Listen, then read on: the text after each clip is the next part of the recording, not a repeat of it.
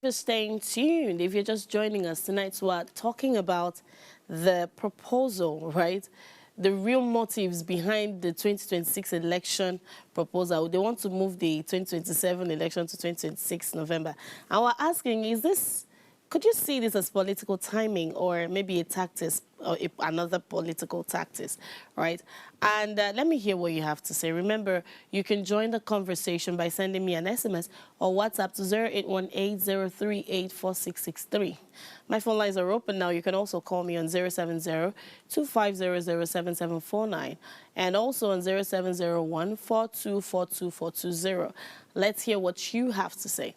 Now, you see, the proposal by the National Assembly, it has sparked mixed reactions. Some political observers describe it as a progressive step, that will give INEC more time to handle disputes and, improve logistics. Other people say it's a strategic move that could favor incumbents, shorten campaign windows, and pressure smaller parties that rely on longer mobilization time. Now, critics also say that early elections could strain the electoral calendar, with off-season elections, still taking place across several states. Now, this whole conversation I'm not going to be doing this by myself. So to help us unpack these issues, joining me tonight is Nick Agule, a public affairs analyst, and he'll be helping us, tear down this brick by brick. Good evening, sir, and thank you for joining us tonight.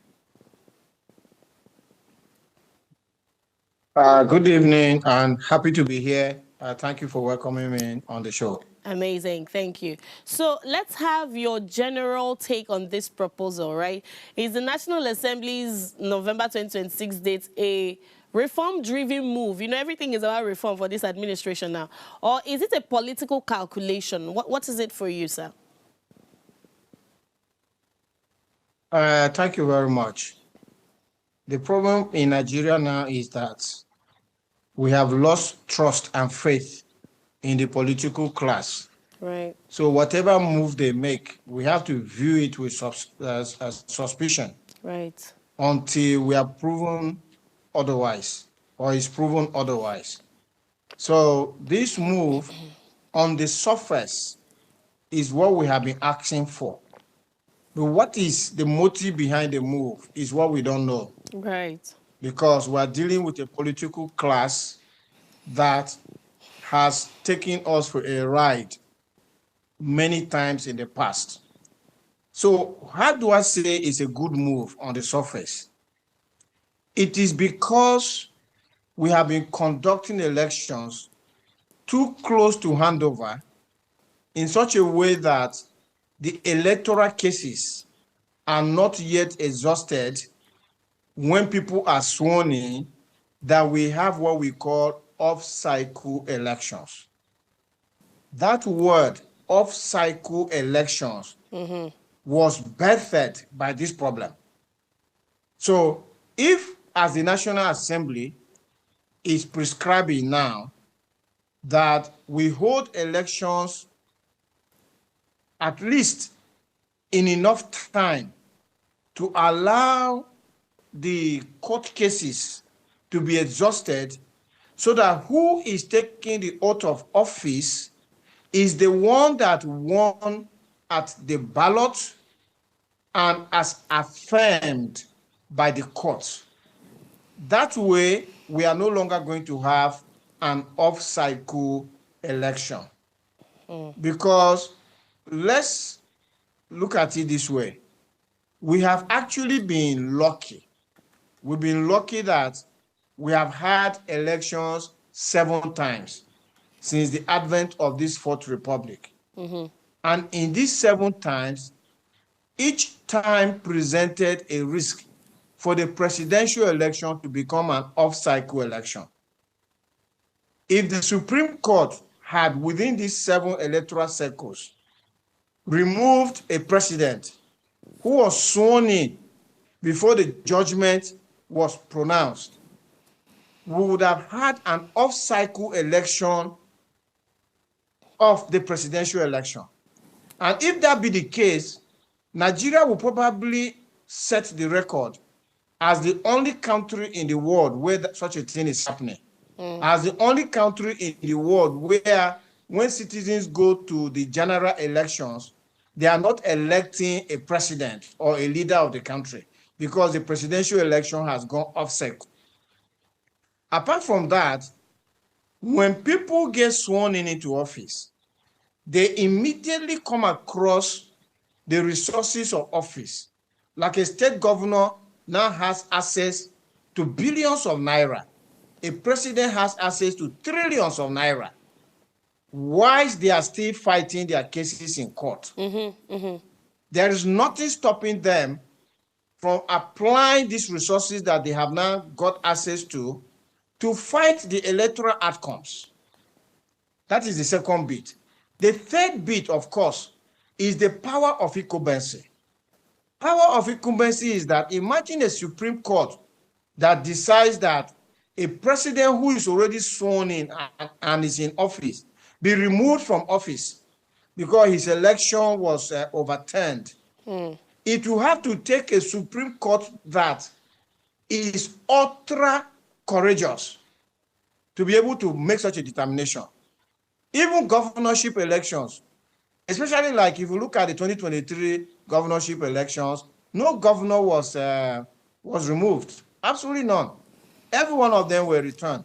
And this is power of incumbency playing out. So it actually pays us to have these elections in a way that we are no longer going to have off-cycle elections, because having off-cycle elections means we're going to spend a lot of money, more money on conducting elections. So if you look at a state like Anambra now, Anambra is going to have an off-cycle election next month in November. Right. But back in February and March 2023, we spent money in Anambra to conduct elections. So the election to the presidential election and the State House of Assembly, senatorial, and House of Rep elections were conducted in Anambra, but the governorship election was not conducted. Now we have to go back and spend another fresh round of money. An equal sum of money will be spent to secure all the local governments in Anambra and then carry ballot boxes out and all of that for just the governorship election, making it double expenditure for us. Right? So there is an advantage in having an off-cycle election in the sense that INEC now has more time, more resources to commit to one state. So they will be able to run that election properly as compared to if they were running elections in 36 states and the FCT. If you go to the United States of America, they have what they call midterm elections for the House of Rep. They stay in office for 2 years, and then they do an election. So when a president is sworn in, 2 years after that president's office, half of the House of Reps members in the U.S. Congress, we have to go for elections. And when they go to elections, that is what they even use to check the thermometer of the people, whether they like the presidency of that president or they don't like it. Okay, But in our Mr. own Gule, case, this move by the national...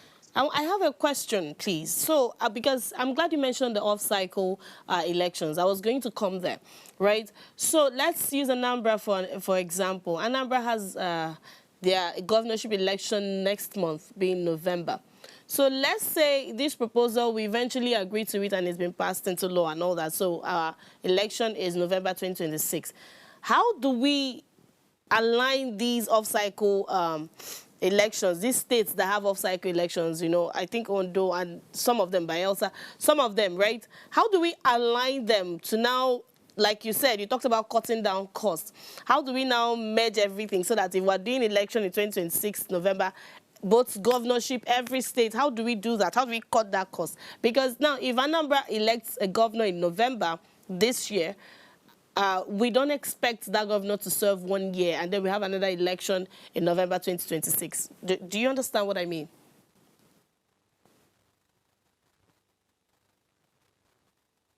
Yes. Okay. I understand. So the questions can be answered in two ways. All right. The first way is, what will happen if the Constitution does not change? Okay. And then the second way is, what will happen if the Constitution changes? Okay. So if the constitution does not change, that means the constitution of Nigeria remains what it is, the Anambra governor that will be elected in November will take office in, I think, February or March of 2026. That governor will still be in office in 2027 when we are going to the general elections, right? So the off-cycle states, and you name them, I think there are about 8 of them. Yeah. The off-cycle states, there are about 8 of them. I know Ekiti is one of them. Oshun is one of them. I think Ondo is one of them as well. Bayelsa is the other one. Exactly. So there are these off-cycle states that they will continue to be off-cycle states perpetually without a constitutional change. The only advantage we are going to get is that there will not be any new off-cycle states added to the current tally that we have, right? Okay. If these November elections hold, that means there will no more be any opportunity for adding off-cycle states to the ones that we already have. That will be the advantage. Plus the advantage that the people are not in office to use the power of incumbency and use state resources to prosecute the electoral matters. They will not be in office. So until the court say, yes, it's you, before they can go into office. So that will be the advantage of getting that. But if there is a constitutional change, the constitutional change can actually now merge the off-cycle states into the main general election by simply extending the tenure of the governors, for instance. So if it will just say you are a governor and you are a governor till when the next general election happens, you have to stand for election again. So a constitutional change can make that happen. But without a constitutional change, it will just be what I have said before. Okay. All right. So let's look at the angle of, they said it's going to help us solve every, court case prior to the May 29 when the handover is going to happen, right? That's why they're trying to bring this to November 2026. But we still have court cases from the general election of 2023.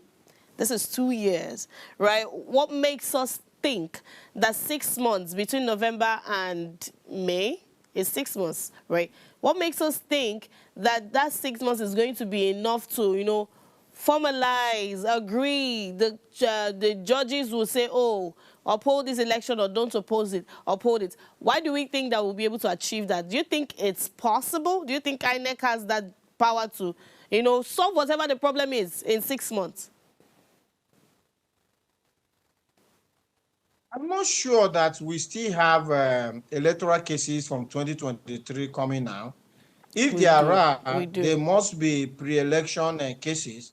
The reason why I say that is that the electoral law of 2022, as amended, actually fixed a deadline for the conclusion of electoral cases. Yeah. There is a specific number of days for the case to move from the tribunal, which is the court of first instance, to the appeal court, to the Supreme Court, which is for governorship elections. And for presidential elections, it starts at the appeal court and goes to the Supreme Court. And then for National Assembly and the State Assembly elections, it starts from the tribunal and ends at the appeal court. So there are specific days that have now been given to the judiciary. And they have to exhaust the cases within that period. And I think if I can get it right, I think it's 6 months in total. Yes. From the beginning of the case to the Supreme Court deciding. So that aspect has already been dealt with by the electoral law 2022. So there will not be any cases that will go beyond that 6-month window that we're talking about. And so if the INEC therefore moves the conduct of the election forward to November, then the electoral timetable will align with that judicial timetable, such that at the end of the day, who takes oath of office is the person that has been affirmed both at the polls and at the court, if the matter should go to court. All right. So what are the possible potential constitutional or logistical risk with holding these elections this early? What risk do we stand to face? Yeah, so the potential constitutional matters. In fact, I'm even thinking that what the electoral law speaks of right now is that it gives an upper limit to INEC, meaning it tells INEC that you must conduct a presidential election not less than so days to the end of the tenure of the incumbent. It doesn't actually tie INEC's hands to when to run the election earlier. So perhaps INEC has already even got the constitutional backing to draw out the electoral timetable in such a way that it gives enough room for all electoral cases to be decided before candidates are finally sworn in. But if the National Assembly believes that they will need to tighten that and make it very specific, that is, make a specific provision which ties INEC's hands that you must have an electoral timetable that gives room cases to be decided, the INEC will not have a choice than to follow that timetable, right? Because right now, they have been given the free will. Their hands are tied in terms of the number of days left before the tenure ends, but their hands are not tied as to they conducting the elections earlier for cases to be decided. So if that is what the National Assembly is thinking about, then they can tie INEC's hands to it. And when you talk about logistical challenges, I don't think the logistical challenges will be different from the current elections that INEC is conducting.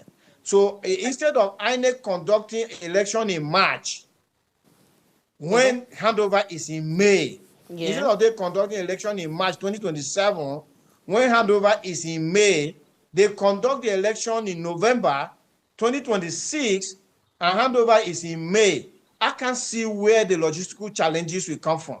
It's going to take the same effort for them to do that. The only thing, of course, is that INEC will now know that they need to plan much earlier, that the elections will no longer be in 2027, they will be in late 2026. So their preparation have to be fast-tracked to ensure that they are able to conduct that elections as the National Assembly will prescribe in the new law that is being developed. Okay. Mr. Agule, we'll go on a short break, and when we return, we'll continue the conversation. Please stay with us.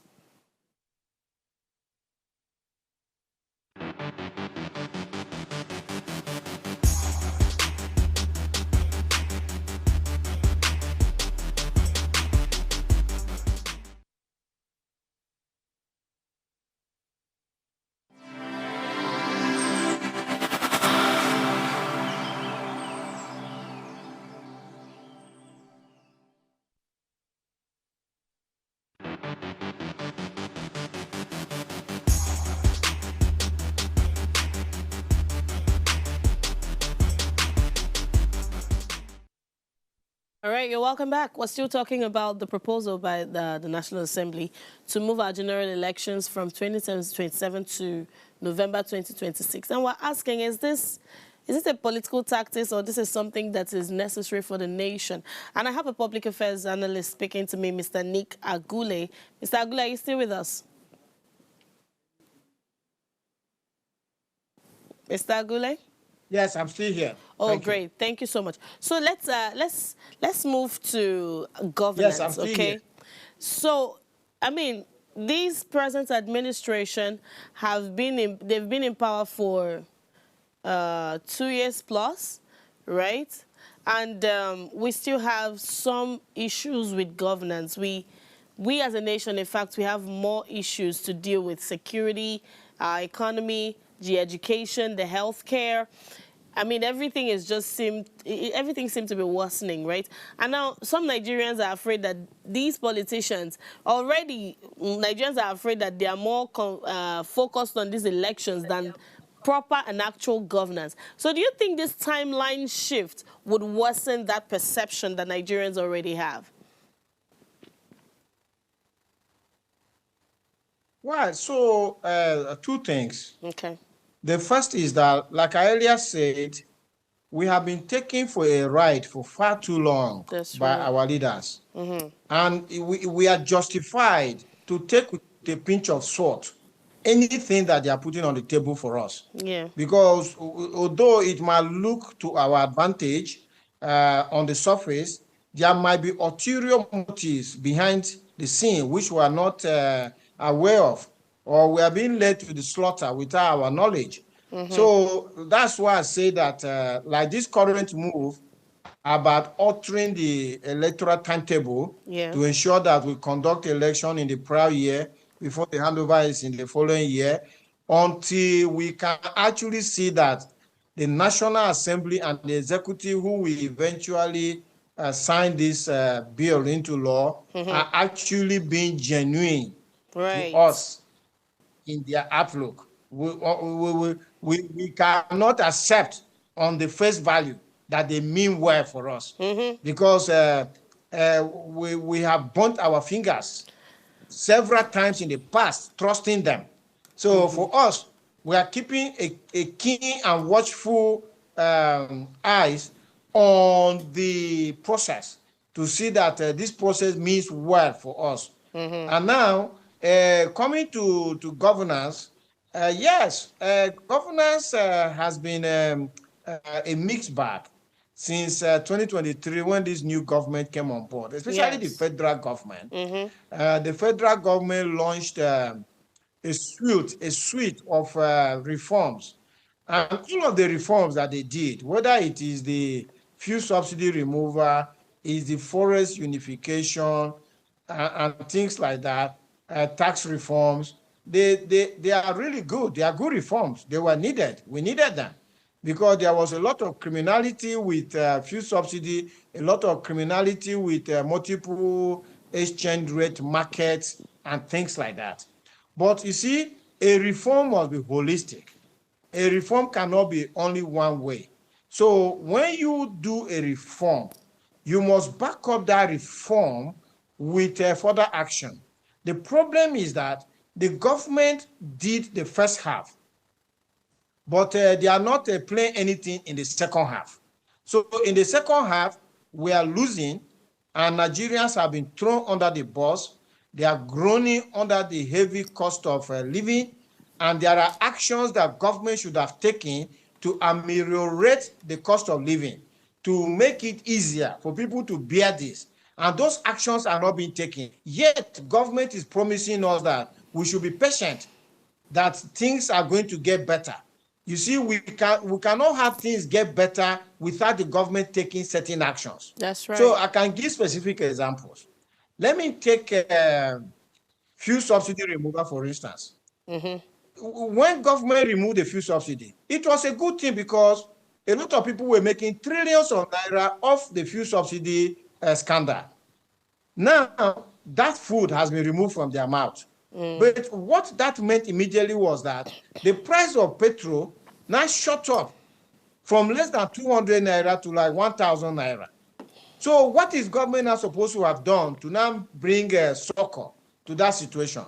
Government was now supposed to immediately, with the same speed at which they removed the subsidy, fix our refineries. So if they have fixed our refineries within these last 2 years, if they have got at least one refinery back on stream or two, the refinery will now be pushing products into the market, and we'll be buying products cheaper than we are buying now. Because Dangote Refinery is a businessman, and he's going to sell petrol to us at the highest price he can without competition, because he can't see money and not take it. But if it was our own refineries refining our own crude oil, you will expect that the motive is not profit. The motive is ensuring that there is availability of petroleum products. So we could maybe be talking about 500 naira or 600 naira petrol today, and not 900 and something. Government hasn't done anything about the refineries. That is number one. Number two, with government unifying the foreign exchange market, we now have a single foreign exchange market, but the impact is that the dollar now rose in price at the official window from about 465 naira to 1,500 naira today. So what should government have done? It then means that because we are an import-dependent economy, as we continue to import, we're now importing at much higher prices than before. So government should have now been rigorously, with the same speed at which they unify the market, have been engaging in import substitution. An import substitution is a situation where government policy has made it such that we are now buying what we are producing locally. That shields us away from the dollar, totally shields us away from the dollar, right? So we can argue that this is not what government can accomplish in 2 years. It's true, but government needed to have by now taken steps to accomplish it. Where are those steps? Number one step is power supply. You need power supply to be able to industrialize Nigeria, to be able to bring the factories back, to be able to get businesses working, so that Nigeria can now start enjoying what is produced locally in Nigeria, and we will now just ignore the dollar.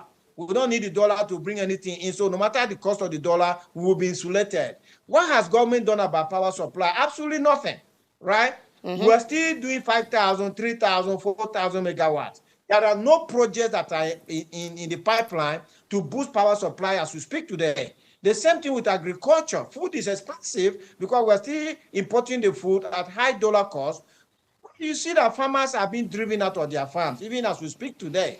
Whereas government should by now have been driving bandits out of farms so that they can open the farms for farmers to start producing enough food. If farmers are producing food for us, we don't need the dollar to import wheat from Ukraine or import vegetables from the US or anything like that. We'll be eating the food that we are growing. So this is what I'm trying to say, that government has done the first half of reforms. Government is now faltering in the second part of the reform. And that has left Nigerians poor and much poorer, because the father and the mother who need to feed their children, who need to transport their children, who need to pay school fees, medical costs, pay electricity bill, pay rent, and all that, they are not yet getting any benefit from these reforms, right? And government is promising, don't worry, to get better. How will it get better when the refineries are not yet there, when power supply is not there, when we don't have agriculture coming in there? This thing can't come to us by magic. So we are not seeing those actions. So that would be my summation of governance. Yeah, okay. Well, still speaking on governance, right? I like that you mentioned these refineries, because let's take Port Harcourt refinery for an instance, right? With all the money that was pumped into that refinery, I think it's still short as we speak, because I think in May it was shut down for maintenance. That's what they told us. And as of June, it was still shut down. So I'm wondering, with all the money we spent on that refinery, we shouldn't be hearing, oh, maintenance and all. So it still boils down to this governance thing we're talking about. They're not showing us what they are capable of in these 2 years going on 3 that they've been in power. So what's our guarantee that when we shorten the electoral timeline is good, they're going to do better? But anyway, away from that, what safeguards do you think should be in place to ensure that, this kind of timeline change will strengthen democracy, not political manipulation? So on the surface of it, the timeline change will strengthen democracy. Okay. Because this is what we have been asking for a long time. Swearing people into office whilst they are still fighting their electoral mandates at the court is a travesty. It's an affront on democracy. It's not supposed to be. That means somebody whose election is still being contested, you have already given him the oath of office. I mean, that shouldn't happen. I mean, it's an aberration. So we have been talking about this for a very long time, and nothing has been heard. So if the National Assembly on their own volition decide that they want to look at this, if, like I said, they are doing this thing with genuine intentions, then it is going to strengthen our democracy. It's going to cure the ills of swearing people in when they are still contesting the election. Like I mentioned them already before. It will solve off-cycle election. We will no longer have any more off-cycle elections. Number 2, it will stop people from laying their hands on the public treasury whilst they are still fighting their electoral cases in court. It will stop the power of incumbency. It will stop governance that is not governance. Because, when somebody is in court, he's not sure whether he will continue as governor or president. During the time that he's in court, he's not really governing. You understand? Because he hasn't got the full mandate yet. That's right. He got the mandate at the post, but he hasn't got the mandate of the judiciary. So he's just carrying on and seeing, carrying on and seeing. Will I be here? Will I not be here? We don't need that. We need people that once they take out of office, they hit the ground running, knowing that they have a 4-year mandate to govern. So that is all this will strengthen democracy. But the proviso is that the caveat I wanted to say is that the National Assembly needs to be dealing honestly with us. And that's, I don't know. I want to say that's something that we rarely see, right? Because it's just as though the National Assembly just keeps okaying whatever is thrown at them, and they're supposed to, have their own mind. But anyway, finally, before we let you go tonight, sir, what would you say to the Nigerian who is simply tired of this election debacle and want to see real governance instead of all of this endless politicking that we're seeing in Nigeria today?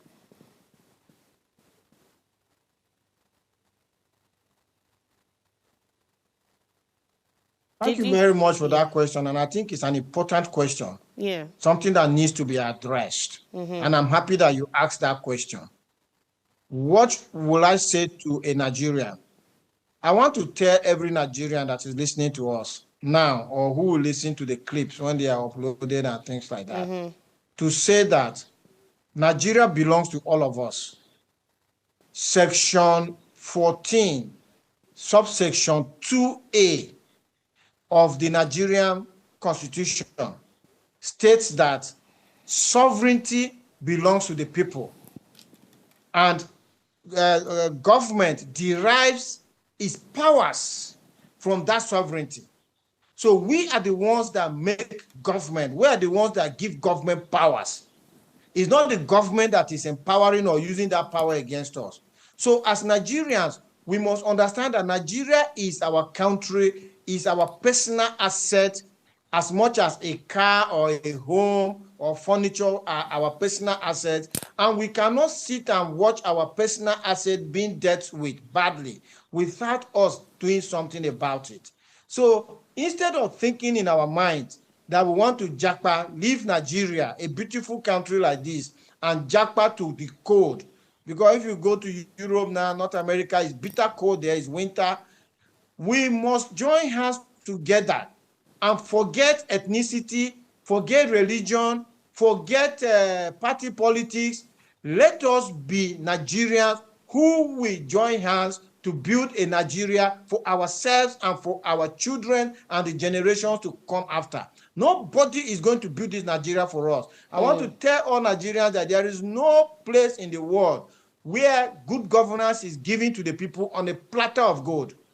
Good governance is given to the people who ask for it, who demand for it, who push for it, who fight for it, who are all day, arm in arm, leg in leg with the leaders, demanding that good governance, asking questions, regardless of ethnicity, regardless of religion, regardless of party politics.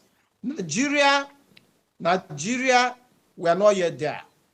We as citizens have to be part and parcel of this democracy. We are the fourth arm of government. You have the executive, legislature, and the judiciary.